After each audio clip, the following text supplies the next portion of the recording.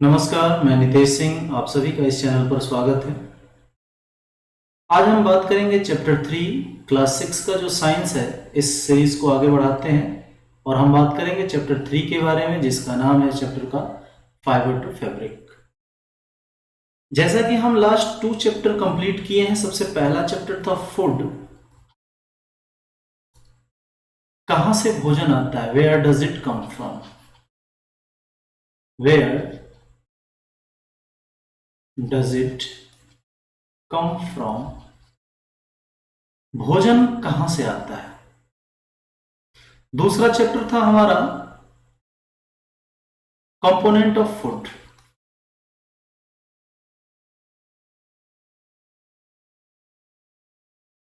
तो जनरली मनुष्य की जो बेसिक नीड होती है,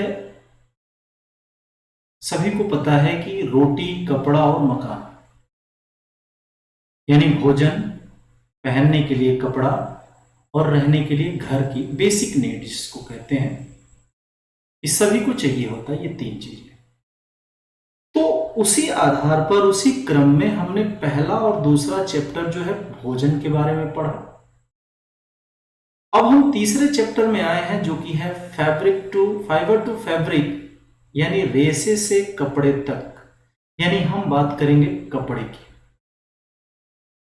और हम यहां खाने की बात नहीं कर रहे, हम ये सबसे पहले तो ये देखा हमने कि भोजन कहां से आता है, कौन कौन से पार्ट उसके एडिबल हैं, किस पौधे का कौन सा पार्ट एडिबल है, जैसा कि हमने लास्ट वीडियोस में देखा।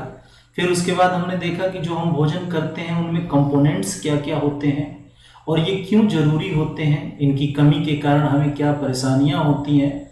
तमाम तरह की चीजों को हमने इसमें ऑब्जर्व किया। अब आगे उसी क्रम में हम देखेंगे लास्ट चैप्टर 3 में कि फाइबर टू फैब्रिक, यानी कपड़े का जो बनना होता है, यानी ये कपड़ा जो हम पहनते हैं, जो हम यूज करते हैं, अपने किसी खास ओकेशन पे एक नया कपड़ा पहनते हैं, रेगुलर कपड़े पहनते हैं, सुबह में कुछ और पहनते हैं, नाइट सूट जो है हमारा कुछ और होता है। तो तरह तरह के हम कपड़े दिन प्रतिदिन, या कह सकते हैं कि अकॉर्डिंग टू डे या अकॉर्डिंग टू ओकेशन हम चेंज करते हैं। तो ये कपड़ा जो है आता कहां से है, ये कपड़ा, ये जो हम कपड़े पहनते हैं, चाहे वो अगर हम बात करें कि जैसे जनरली बॉयज हैं तो वो कुछ अलग कपड़े पहनते हैं, गर्ल्स हैं तो वो कुछ अलग कपड़े पहनती हैं, महिलाएं हैं तो साड़ी पहनती हैं, जो एडल्ट ह्यूमन हैं यानी जो मनुष्य हैं, मतलब तरह तरह के जो बुजुर्ग व्यक्ति हैं वो धोती कुर्ता पहनते हैं। तो ये तरह तरह के जो कपड़े हैं, ये कहां से आते हैं, कैसे हम इसको फाइंड आउट कर पाते हैं, या इन चीजों के बारे में हम इसमें देखेंगे। तो इसको शुरू करते हैं। जैसे हम जानते हैं कि हमारा जो भारत देश है, ये अनेकता में एकता का एक सबसे बड़ा परिचायक है, क्योंकि हम देखते हैं कि हमारे राज्य में अलग अलग कल्चर हैं, अलग अलग संस्कृति है, और अलग अलग कल्चर, अलग अलग स्टेट में लोग अलग अलग तरह के पहनावे को पहनते हैं। उनका जो पहनने का तरीका होता है, जो कपड़ों की डिजाइन होती है, वो डिफरेंट डिफरेंट टाइप्स की होती है, और उसे पहनने का तरीका भी उनका क्या होता है, अलग अलग होता है। तो आइए हम बात करते हैं, सबसे पहले तो बात करते हैं कि फाइबर्स होते क्या है। तो जैसे हमारे शरीर में, या हम कहें कि एक मकान जब बनता है,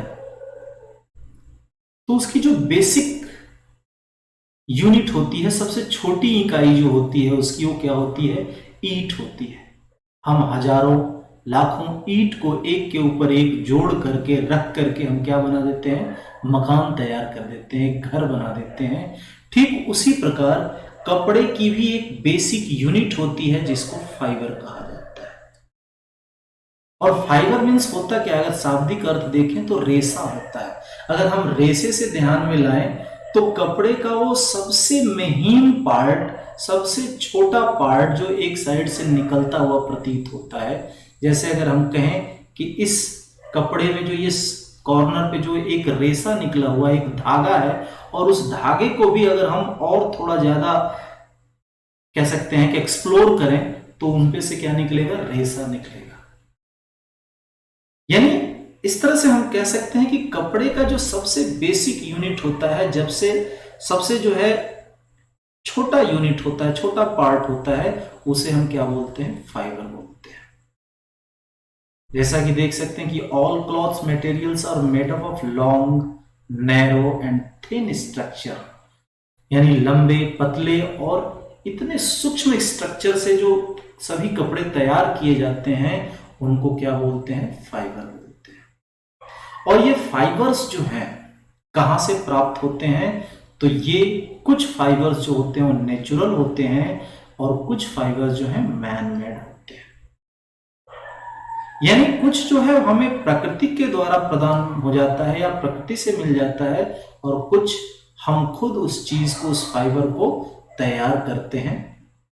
आइए आगे देखते हैं। जैसे हम तमाम तरह के कपड़े, ये टॉवल हैं, अलग अलग कपड़े जो होते हैं अलग अलग फैब्रिक से बनते हैं, फाइबर से बनते हैं। तो इसको हम सबसे पहले तो जानते हैं कि नेचुरल सोर्सेस क्या हैं फाइबर के। जैसे हमने ऊपर पढ़ा, कुछ सोर्सेस जो होते हैं वो नेचुरल होते हैं, हमारे प्रकृति में मौजूद हैं, और कुछ जो हैं मैन मेड हैं, जिससे हम ये कपड़े यानी फाइबर प्राप्त करते हैं। तो सबसे पहले बात करते हैं नेचुरल सोर्सेस क्या हैं। तो नेचुरल सोर्सेस में अगर हम बात करें, कॉटन, जूट, सिल्क, वूल एटसेट्रा। हम बात करेंगे कॉटन क्या है, जूट क्या है, सिल्क क्या है, वूल क्या है, और ये कैसे प्राप्त होते हैं, हम इनके बारे में एक एक करके बात करेंगे। तो ये जो कॉटन, जूट और सिल्क, वूल है, ये सभी नेचुरल सोर्सेस से हमें प्राप्त होते हैं। और नेचुरल सोर्सेस जैसे इसमें कुछ जो है प्लांट से प्राप्त होते हैं और कुछ जो है एनिमल से प्राप्त होते हैं। जैसे अगर हम बात करें कॉटन की, हम बात करें जूट की, हम बात कर रहे हैं कॉटन और जूट की, तो ये हमें मिलता है कहां से, प्लांट से। ये प्लांट से प्राप्त होता है। अगर हम बात करें सिल्क और वूल की, तो ये हमें कहां से प्राप्त होता है, एनिमल से प्राप्त होता है। हम बात करेंगे किस तरह से एनिमल से हम इसको प्राप्त कर पाते हैं और किस तरह से कुछ चीजों को हम पौधों से प्राप्त कर पाते हैं। जैसे अगर हम बात कर रहे हैं कॉटन की, तो कॉटन पॉड्स जो होते हैं एंड बॉल, ये जो है पौधों से प्राप्त होते हैं। जो वूल है, जो ऊन है, ये हम सिप से प्राप्त करते हैं। जो सिल्क है, ये हम किससे प्राप्त करते हैं, सिल्क वार्म से प्राप्त करते हैं। यानी यहां तो हो गया ये क्या, प्लांट, और ये दोनों क्या हो गए, एनिमल। आगे हम बात करते हैं मैन मेड सोर्सेस क्या हैं।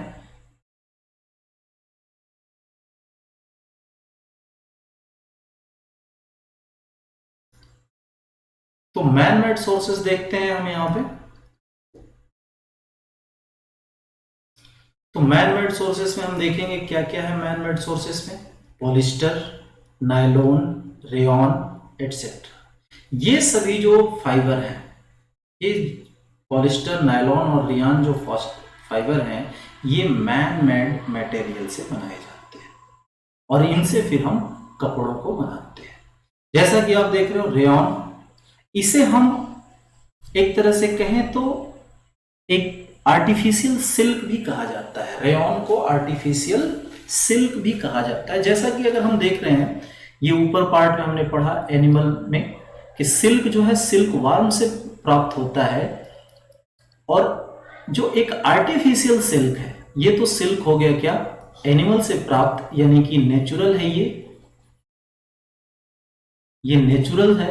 लेकिन अगर हम बात करें रेयॉन की, तो ये भी सिल्क है, बट ये क्या है, आर्टिफिशियल है, आर्टिफिशियल सिल्क है। आर्टिफिशियल सिल्क का मतलब बनावटी, आदमी के द्वारा तैयार किया गया, हमारे द्वारा तैयार किया गया, ये एक सिल्क है। फिर दूसरा है नायलॉन। अब नायलॉन को जो है, ये first synthetic made entirely from chemical. सबसे पहला ये फाइबर है जो सिंथेटिक बना, कह सकते हैं मैन मेड बना था।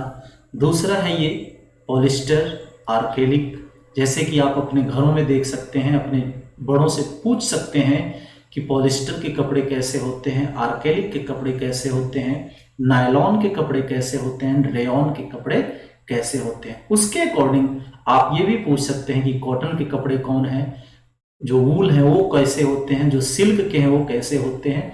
आपको छूने से या देखने से तो पता नहीं चलेगा, लेकिन अगर आप अपने बड़ों से पूछते हैं, अपने मम्मी से या अपने पिताजी से, या घर में कोई भी इस तरह के लोग हैं जिनको पता है कि नहीं ये कपड़े किस तरह के होते हैं, आप इसे छूने मात्र से पता कर सकते हैं कि ये कपड़े किस फाइबर से बने हुए हैं। आइए आगे बात करते हैं इसमें। सबसे पहले हम बात करते हैं प्लांट फाइबर्स की। तो प्लांट्स फाइबर में जैसे हमने देखा कि कुछ जो फाइबर्स होते हैं वो प्लांट से प्राप्त होते हैं, लेकिन प्लांट से भी अलग अलग पार्ट से ये प्राप्त होते हैं। जो फाइबर्स होते हैं प्लांट फाइबर, इनके अलग अलग, उनकी जो बॉडी स्ट्रक्चर है, जो उनका बनावट है, वो अलग अलग है। जैसे कॉटन एंड मैंगो अगर हम कहें तो इनके में फाइबर कहाँ होता है, तो ऑन दियर सीड्स, इनके बीज पर होता है। कोकोनट इसके फ्रूट्स में होते हैं, इसके जो फाइबर होता है वो फ्रूट में होता है। जूट, जूट जो है उसके तने से निकाला जाता है। बनाना ट्रीज की जो फाइबर है वो उनकी पत्तियों से निकाली जाती है। यानी अलग अलग पौधों से जो उनके फाइबर्स को हम निकालते हैं और कुछ न कुछ अपने काम में लेते हैं या कपड़े बनाने के काम में लाते हैं, वो अलग अलग पार्ट से प्राप्त किया जाता है। अगर हम वही बात करें एनिमल फाइबर्स की, तो यहां पे हम देखेंगे कुछ इंपॉर्टेंट एनिमल फाइबर्स जैसे वूल, ये कहां से प्राप्त होता है, तो इस भेड़ या बकरी के जो बाल होते हैं इनसे हम ऊल प्राप्त करते हैं। हेयर ऑफ सिल्क, इनके बालों से प्राप्त करते हैं। अगर हम बात करें सिल्क की, तो ये कहां से मिलते हैं, तो ये मिलते हैं सिल्क वर्म से। आगे देखते हैं। यहां पे हमने बात कर रहे हैं जैसे कॉटन जो है क्या होता है, cotton most important industrial crop है, एक फसल है कॉटन, जो कि ज्यादातर करके हम बात करेंगे कॉटन जो है कहाँ उगाया जाता है, तो मोस्टली या हम कह सकते हैं कि बड़े पैमाने पे महाराष्ट्र में कॉटन का जो उत्पादन होता है, महाराष्ट्र, गुजरात, पंजाब, राजस्थान, तमिलनाडु एंड मध्य प्रदेश में ये बड़े स्तर पे उगाया जाता है। तो जो ये इंडस्ट्रियल क्रॉप है, यानी कि औद्योगिक कह सकते हैं, एक तरह से औद्योगिक फसल है। और सबसे पहली चीज यहां पे सबसे प्राउड वाली बात यह है कि India was the proud inventor of cotton clothing. सबसे पहले कॉटन कपड़े का जो इन्वेंटर किया गया था, जो खोज किया गया था, वो किसके द्वारा किया गया था, भारत के द्वारा। और ये कब किया गया था, तो लगभग 1800 बीसी पहले, यानी 1800 बीसी में। एक बात ये यहां पे थोड़ा सा क्लियर कर लेते हैं कि बीसी क्या होता है। ये बीसी का मतलब क्या है, आपने दो टर्म देखा होगा, बीसी या एडी। तो हम बात कर लेते हैं, जैसे हम एक लाइन रेखा तैयार करते हैं, अगर हम बात करें ये 0 है, तो इसके इधर क्या हम लिखते हैं, -1, -2, -3, -4, और इधर क्या लिखते हैं, 1 2 3 4 5 6, इस तरह से कंटिन्यू। तो ये जो इस पॉइंट को क्या माना गया है, ईसा का जन्म, बर्थ ऑफ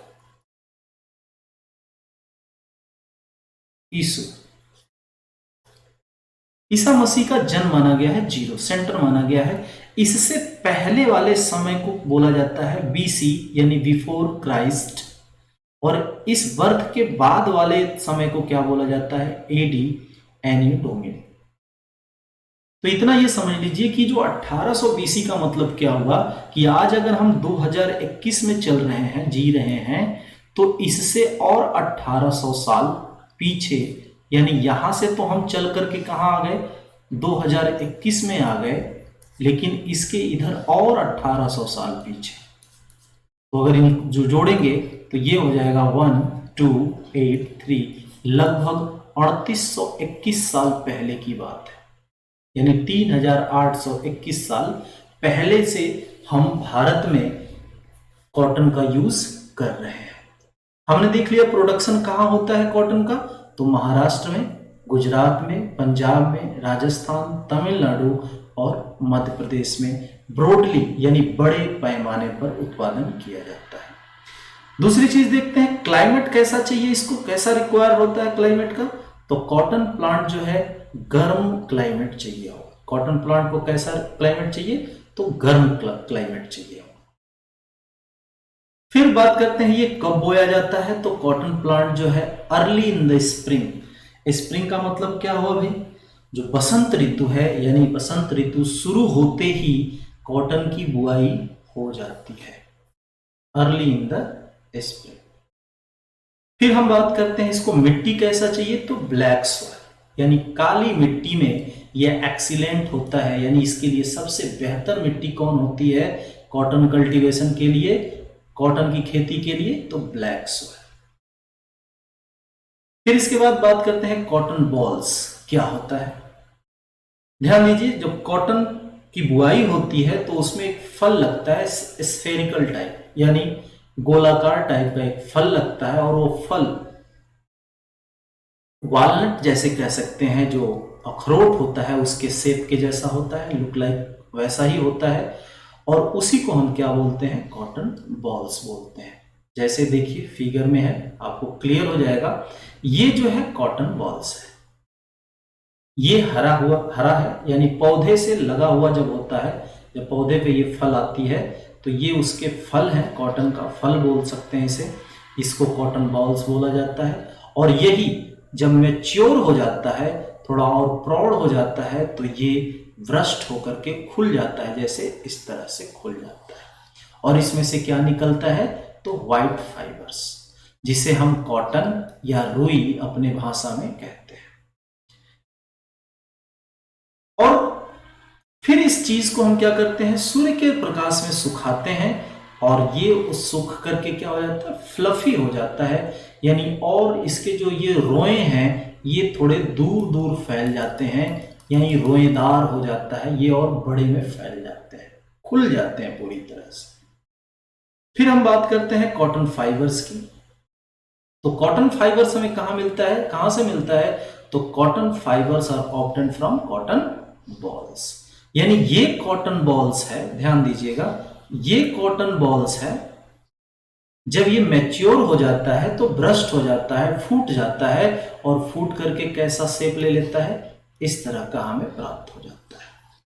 और फिर इस चीज को हम क्या करते हैं, इस ब्रस्ट कॉटन बॉल को हम क्या करते हैं, धूप में सुखा देते हैं। जब अच्छी तरह से ये सूख जाता है तो ये फ्लफी बन जाता है, एकदम रोएदार बन जाता है, यानी इसमें फैलाव हो जाता है, और फिर वही चीज हमारे लिए क्या काम आता है, कॉटन फाइबर्स के रूप में हम उसको यूज करते हैं। अभी तुरंत हम ये कह सकते हैं कि इसमें और बहुत सारे प्रोसेस होते हैं कि इसे हम लंबे प्रोसेस के बाद ऐसे कॉटन फाइबर यूज करते हैं। तो सबसे पहले जब ये चीज हमें प्राप्त हो जाता है कॉटन बॉल से, ध्यान दीजिए, जब ये चीज हमें प्राप्त हो जाता है कॉटन बॉल से, तो इसमें बीज होते हैं ब्लैक ब्लैक कलर के छोटे छोटे। तो फिर हम इसको क्या करते हैं, जिनिंग करते हैं। जिनिंग का मतलब क्या होता है भाई, तो ओटाई जिसको कह सकते हैं, अगर शुद्ध हिंदी में बात करें तो ओटाई, यानी इसके बीज को इसके रुए से बाहर निकालने की एक प्रक्रिया करते हैं, एक प्रोसेस करते हैं। तो जैसा कि आप देख रहे हैं, ये महिला जो है एक कॉम्ब नुमा एक यंत्र लेकर के, या कह सकते हैं इंस्ट्रूमेंट है, जिससे ये उटाई करती है, और इससे क्या होता है कि इस फ्लफी कॉटन से जो बीज हैं वो बाहर आ जाते हैं, और सिर्फ रोए रोए या कह सकते हैं कि जो फाइबर्स हैं वही अलग हो जाते हैं। तो यानी ये प्रोसेस है, जिनिंग क्या है, एक प्रोसेस है, और इस प्रोसेस में हम क्या करते हैं, सीड्स को बाहर निकालते हैं, pulled out by steel comb, एक लोहे का कह सकते हैं कंघी नुमा इंस्ट्रूमेंट होता है, जिससे हम जिनिंग करते हैं।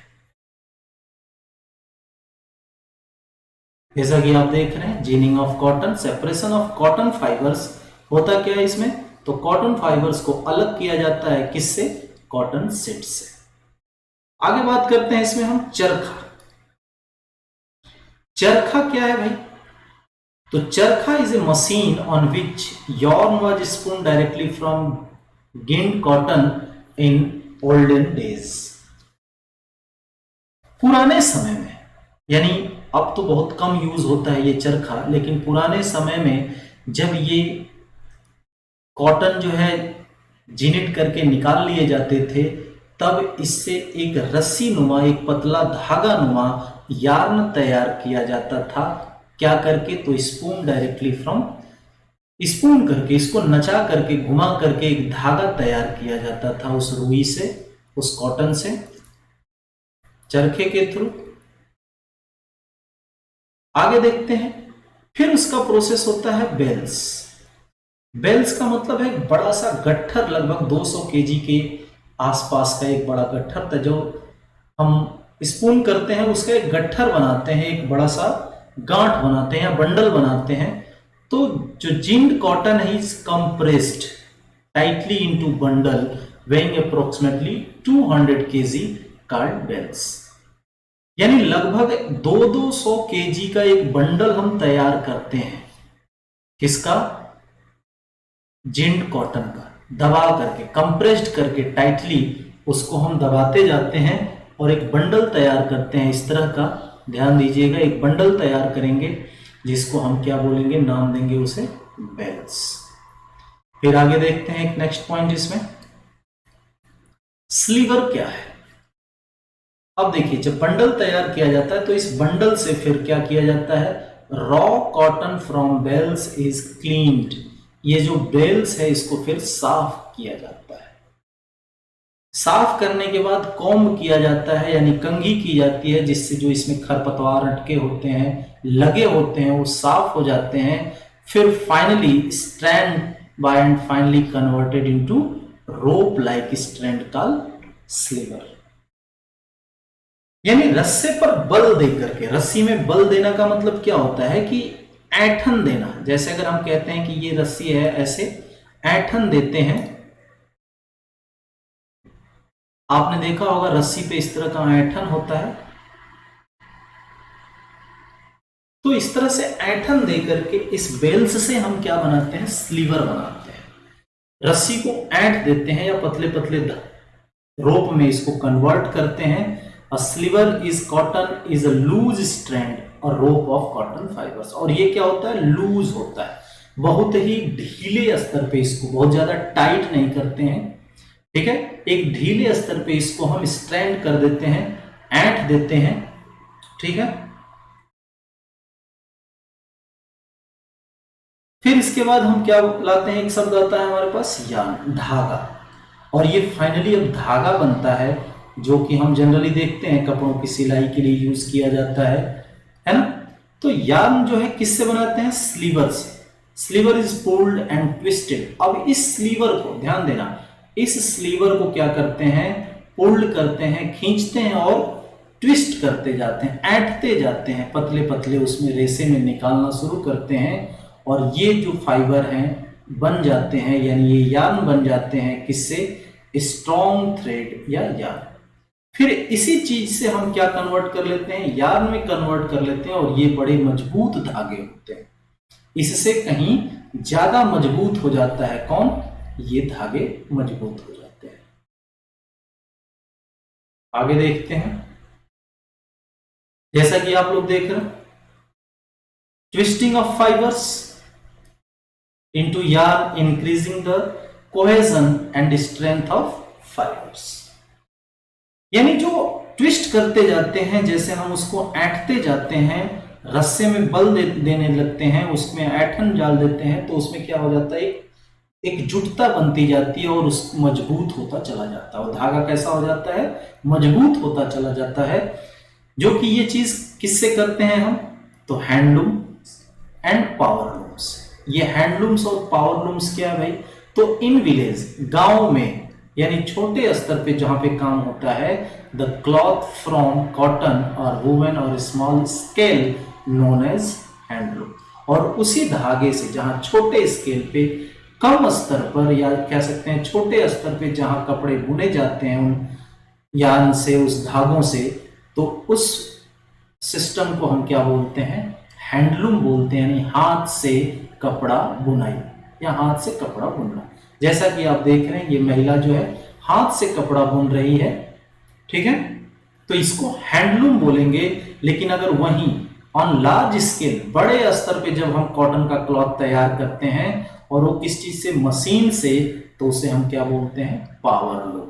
जो कि आप देख रहे हैं फिगर में ये मशीन दिखाया गया है, इसके थ्रू हम बड़े स्तर पे कपड़े तैयार करते हैं धागों का प्रयोग करके। फिर इसके बाद हम देखेंगे यूजेस ऑफ कॉटन। तो कहां कहां ये यूज होता है कॉटन, तो इन मैन्युफैक्चरिंग ऑफ टेक्सटाइल, कपड़े बनाने की फैक्ट्रियों में, यानी कपड़े बनाने के लिए। As an absorbent in hospital, अस्पतालों में कुछ सोखने के लिए इसका, इन कपड़ों का कुछ न कुछ बनाया जाता है कि पानी सोखना हो या पट्टी बांधनी हो या इस तरह की चीजें हॉस्पिटल के लिए जरूरी होती हैं। As filler in mattresses, pillows and quilts, जो हमारे कंबल, रजाई, या हम कह सकते हैं कि बिस्तर, रजाई और तकिए में जो रुई भरा जाता है, जो फाइबर भरे जाते हैं, उसके काम में भी ये आ जाता है। इसके साथ साथ as main raw material for the manufacture of rayon and paper industry, rayon और पेपर इंडस्ट्री में भी ये रॉ मटेरियल के रूप में यूज होते हैं। बात करते हैं यहाँ पे clothes from cotton are extensively used as mops in households and for cleaning machine in industries. घरों में ये साफ सफाई के लिए, पोछा लगाने के लिए इन कपड़ों का प्रयोग किया जाता है। यानी कई तरह के ये जो कॉटन है, इनका प्रयोग हम कई रूप में, कई जगह पे इसको करते हैं। जैसे ये देखिए, ये मोप हो गया, घरों में पोछा लगाने के लिए जो यूज हो जाता है, ठीक है। इसके बाद बात करते हैं हम जूट की। ये भी क्या है, जूट, ये भी प्लांट फाइबर है, प्लांट फाइबर से। तो इसके बारे में बात करते हैं, extensively used fibre next to cotton, यानी कॉटन के बाद जो बड़े स्तर पे तैयार किया जाता है या इसका यूज किया जाता है कॉटन के बाद जूट को ही एक बड़े पैमाने पर तैयार किया जाता है। अगर हम सबसे पहले बात करें तो कॉटन को प्रीफर दिया जाता है,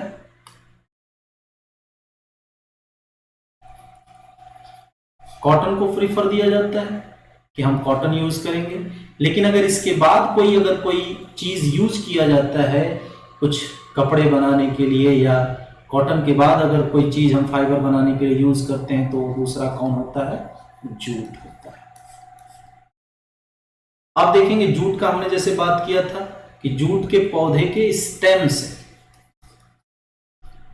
से इसको प्राप्त किया जाता है। जैसे ये कॉटन था तो उसका फ्रूट हो गया था, ये फ्रूट से प्राप्त होता था, और जूट का किससे प्राप्त होता है, स्टेम से प्राप्त होता है। तो देखते हैं कैसे प्राप्त होता है भाई। तो it is obtain from the stem, उसके तने से प्राप्त होता है पौधे के, और जिसको हम क्या बोलते हैं, पटसन। गांव में देहाती भाषा में इसको पटुआ भी बोलते हैं, पटसन या पटुआ। जैसे कि देख रहे हैं ये पौधा है पटसन का या जूट का, फिर इससे ये उसके फाइबर तैयार किए गए हैं। हम इसके थोड़े प्रोसेस को देख लेते हैं कि ये फाइबर कैसे तैयार किए गए हैं।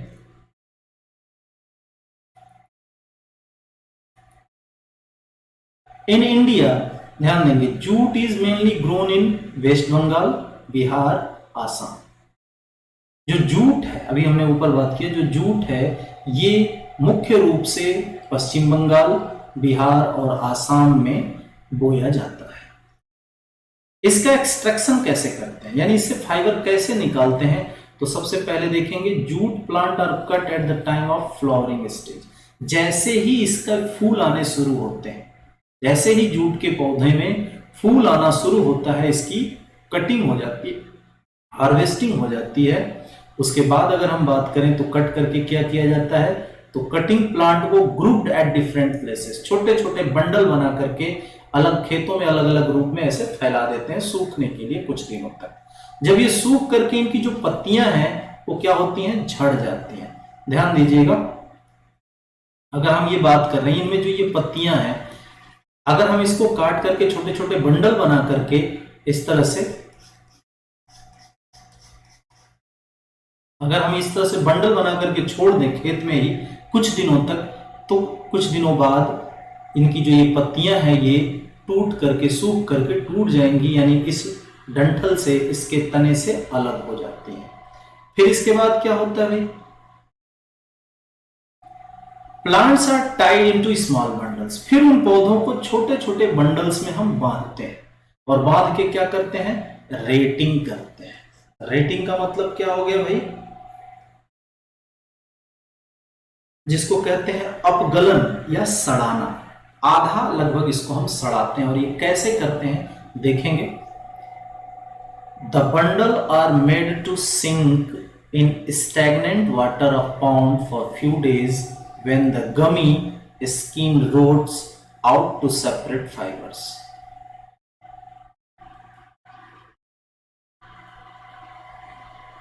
Out to separate fiber. This process is called rating. देखिए ध्यान दीजिए, जो बंडल हमने बनाया है, जैसे कि इस फिगर में देखिए, ये भाई साहब जो हैं इस तरह के बंडल बना लेते हैं, पतले पतले छोटे छोटे बंडल बना लेते हैं, और इस बंडल को ठहरे हुए पानी में, स्टैग्नेंट वाटर यानी रुके हुए पानी में, जो पानी बह रहा है, जैसे नदी का पानी क्या है, बहाव में होता है, बहता रहता है, वहां नहीं, ये रुके हुए पानी में, जैसे हम तालाब हो गया या कोई इस तरह का वाटर बॉडीज है जहां पानी स्टेबल है, रुका हुआ है, उस वाटर बॉडीज में हम इसे क्या करते हैं, पानी में कुछ दिनों के लिए डाल करके, डीप करके यानी डुबो करके छोड़ देते हैं। और जब ये गमी स्किन हो जाता है, यानी कुछ चिपचिपा जैसा हो जाता है, ये इसके स्किन पे क्या हो जाता है, चिपचिपा जैसा बन जाता है, स्किन रोड्स जब सड़ने लगते हैं, तो इनको हम क्या करते हैं, इनके डंठल से, जैसे ये भाई साहब यहाँ पे कर रहे हैं, ये डंठल अलग हो गया है ना, और इस डंठल से जो ये देखिए सब डंठल अलग कर ले रहे हैं, और यहाँ पे इन्होंने रख रखा है जो इसके फाइबर है उसको अलग कर लेते हैं। और ये पूरे प्रोसेस को, यानी पानी में सड़ाने से लेकर के उसके फाइबर को उसके डंठल से अलग करने तक, इस पूरे प्रोसेस को क्या बोलते हैं, रेटिंग। ठीक है, आगे देखिए, fibre is extracted from retted jute by hand with jerk and pull. हम उसको हिला करके या खींच करके उस फाइबर को उस स्टेम से अलग कर लेते हैं। अब यहां पे देखेंगे इसके यूज क्या क्या होते हैं जूट के भाई। तो जूट इज एक्सटेंसिवली यानी बड़े पैमाने पर, बड़े तौर पर कह सकते हैं क्या क्या करने के लिए यूज किया जाता है। तो मेकिंग गनी बैग्स, ठीक है, जो गनी बैग्स हैं, जो छोटी छोटी बोरियां होती हैं, उनको बनाने के लिए जूट का प्रयोग होता है। पोटैटो सैक्स यानी जो आलू की बोरियां होती हैं उनको बनाने के लिए यूज किया जाता है। कारपेट है, इसको बनाने के लिए, कर्टन जो पर्दे हैं उनको, कोर्स खुरदरा जो एक कह सकते हैं कि मोटा कुछ पावदान या इस तरह की चीजों को कह सकते हैं, कोर्स क्लॉथ मोटे कपड़े, या यहाँ की तक की इन फाइबर से रस्सियां भी तैयार की जाती हैं। जैसा कि देखेंगे यहाँ पे, जैसे ये मोटे कॉर्ड्स कोस्टर्स जैसे यूज करते हैं, रस्सियां बनाते हैं, ठीक है। इस तरह की तमाम चीजों को हम प्रयोग में लाते हैं, किसको, जूट को। फिर अगर हम बात करें कि दिस डेज, आज के दिनों में, fine quality of jute is also use for making jute fabrics. इनकी जो फाइन क्वालिटी होती है, अच्छी क्वालिटी के जो जूट होते हैं, इनका प्रयोग हम जूट फैब्रिक बनाने के काम में लाते हैं। जो प्रिमिटिव यानी प्राचीन समय में जो आदमी और औरतें थे, प्रिमिटिव मैन एंड वुमन, यानी प्राचीन समय में या कह सकते हैं कि पहले के समय में, जिनको हम आदिमानव की संज्ञा देते हैं, वो क्या करते, उनके पास क्या था, had no idea about clothes. उनको कपड़े का कोई ज्ञान नहीं होता था। तो क्या करते थे भाई, primitive life was confined mostly to the tropic where the climate was warm and no clothing was needed. तो जो पहले के लोग थे, जहां मौसम गर्म रहता था वहीं पे रहते थे, क्योंकि ठंडी में जाएंगे तो उनको कपड़े की जरूरत पड़ेगी। जहां मौसम गर्म रहता था वो बिना कपड़े के रहते थे। तो उस तरह के जगहों पे रहते थे जहां उनको कपड़े की जरूरत नहीं पड़ती थी। फिर लोग माइग्रेट होने लगे माइग्रेट कब हुए भाई? टू कोल्डर रीजन, ठंडे क्षेत्रों में कब माइग्रेट हुए? जब उनको आग का पता लग गया। आग की जब खोज हो गई, खबर मतलब आग की जब पता लग गया कि आग कैसे बनाते हैं, तब ये लोग माइग्रेट होने लगे। कहां? कोल्डर रीजन में, ठंडे प्रदेशों में। उससे पहले ये ठंडे प्रदेशों में नहीं जाते थे। क्यों? क्योंकि इनके पास कपड़े नहीं होते थे अपने आप को ठंड से बचाने के लिए। ड्यूरिंग स्टोन एज, पाषाण काल में जब लोगों को पता लगा कि कुछ कपड़े भी पहनने चाहिए, तो क्या पहनते थे? Bark, big leaves and animal skin, जो पेड़ों के छाल हैं उनको पहन लेते थे। पौधों की जो बड़ी बड़ी पत्तियां होती थी जिनसे लगता था कि नहीं शरीर ढक जाएगा, उनको पहन लेते थे। एंड एनिमल स्किन, जो जानवर को मार के खाते थे उसकी चमड़ी को पहन लिया करते थे। ठीक है, आगे हम बात कर लेते हैं इसमें। People started wearing stitches cloth, जो सिला हुआ कपड़ा है वो पहनना कब शुरू किया? तो देखिए, after the invention of needle, सुई की जब खोज हो गई, जब सुई की खोज हुई, तब जाकर के उसके बाद लोग क्या करने लगे? सिले हुए कपड़े पहनने लगे। और ये बात कितने साल पहले की है? तो 40,000 से 50,000 साल पहले की है। ठीक है, आज के वीडियो में हम इतना ही रहने देते हैं। आगे हम और आगे बात करेंगे। अगर आपको ये वीडियो पसंद आता है तो जरूर जरूर हमें कमेंट के माध्यम से अवगत कराएं। अगर आपको कुछ और इम्प्रूवमेंट चाहिए तो उसके बारे में भी हमें अवगत कराएं। धन्यवाद। आप अपनों का और अपना खुद का भी ख्याल रखें। नमस्कार।